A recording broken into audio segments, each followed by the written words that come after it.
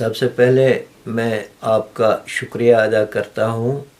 आप जितने भी सोशल इश्यूज़ हैं, रिलीजियस इश्यूज़ हैं, इनको अच्छी तरह से आप हाईलाइट करते हैं, तो इसके लिए मैं आपका बहुत शुक्रिया करता हूँ। आपके अखबार का शुक्रिया अदा करता हूँ और आपका भी शुक्रिया अदा करता हूँ। दरअसल इंसानियत जो है, इंसानियत मोनो कहते हैं उन्नस से निकला है, यानी जब एक इंसान दूसरे इंसान से उनसियत रखे, मोहब्बत रखे, तो इसी का नाम इंसानियत है। अगर इंसान इंसान से नफ़रत रखे तो ये इंसानियत की तौहीन है। जहाँ तक इस्लाम का ताल्लुक़ है, इस्लाम दीन इंसानियत है।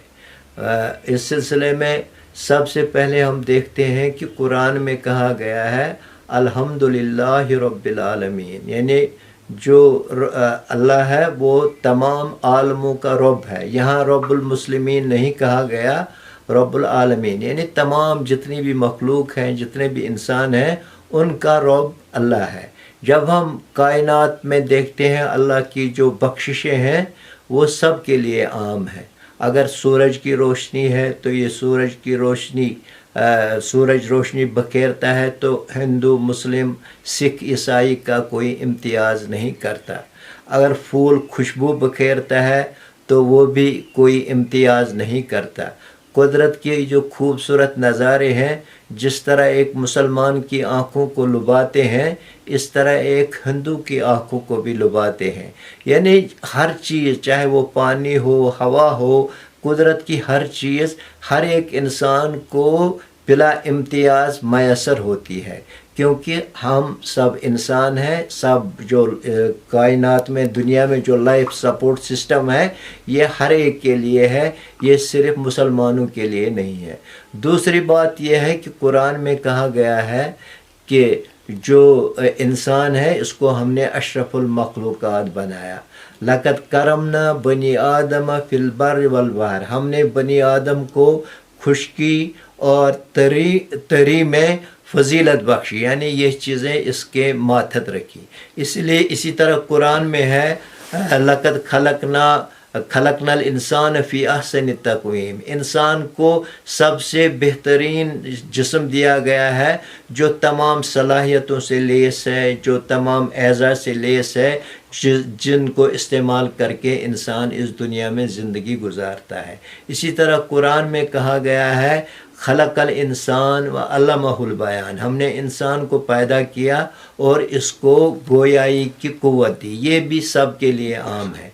इसी तरह कुरान में है कि अल्लमल इंसान मा लम यअलम, हमने इंसान को इल्म दिया, यानी इल्म और फ़िक्री क़ुव्वतें जो हैं वो भी सब के लिए आम हैं।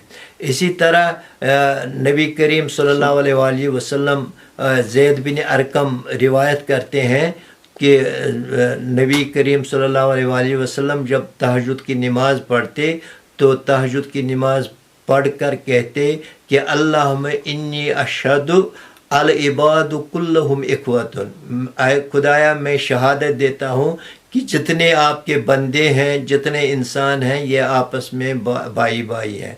उन्होंने ये भी फरमाया कि वन्नासु बनु आदम, तमाम लोग एक आदम की औलाद हैं। फ़हुम इख्वतुन लिअब्बिन व उम्मिन, वो माँ और बाप इनका एक है, इसलिए ये आपस में भाई भाई है। इसलिए इस्लाम का जो पैगाम है वो यही है कि तमाम इंसान आपस में भाई भाई बनकर रहें। तो इस सिलसिले में मुझे याद आ रहा है हमारे अब्दुल्ला आज़ाद साहब हमारे शायर थे, तो आज़ाद साहब ने कहा है कुदरतस ब्युन ब्युन थवन आसान अगर मिलत कौम प्रत अकिस अलगी ज़मीना आसमाना आसे, यानी अगर قدرت یہ چاہتی کہ ہر قومیں آپس میں الگ الگ رہیں تو پھر ہر ایک کے لیے زمین بھی الگ ہوتی، آسمان بھی الگ ہوتا. تو ہم ایک ہی زمین پر بستے ہیں اور ایک ہی زمین پر ہم رہتے ہیں، اس لیے زمین کے جتنے بھی باشندے ہیں ان کو بھائی بھائی بن کر رہنا چاہیے، پیار سے رہنا چاہیے، محبت سے رہنا چاہیے. یہی اسلام کا پیغام بھی ہے اور یہی میرا پیغام. ڈرگ مینس کا تعلق ہے، یہ بہت بڑی برائی ہے جس میں ہمارے نوجوان اس وقت ملوث ہو گئے ہیں. یہ ڈرگس جو ہیں نہ صرف ہمارے نوجوانوں کی صحت کو برباد کرتے ہیں، ان کی جو نشو نما ہے، جو پرسنالٹی ڈیولپمنٹ ہے اس کو متاثر کرتے ہیں، بلکہ سوسائٹی پر بھی اس کے بہت ہی برے اثرات پڑتے ہیں. ہمارا جو نوجوان ہے یہ قوم کا سرمایہ ہے. اگر یہ ڈرگس لے لے تو جو ہمارا ہیومن ریسورس ہے وہ ہیومن ریسورس اس طرح سے تباہ ہو رہا ہے، برباد ہو رہا ہے. اس لیے ہم کو اس سلسلے میں جو ہمارے نوجوان ہیں ان کو ڈرگ سے باز رکھنے کی ہمیں کوشش کرنی چاہیے. اس سلسلے میں پیرنٹس کا بھی رول بنتا ہے کہ وہ اپنے بچوں پر نظر گزر رکھیں. ہمارے استادوں کا بھی رول بنتا ہے کہ وہ بچوں کی تربیت اچھی طرح سے کریں تاکہ وہ ڈرگس میں ملوث نہ ہو.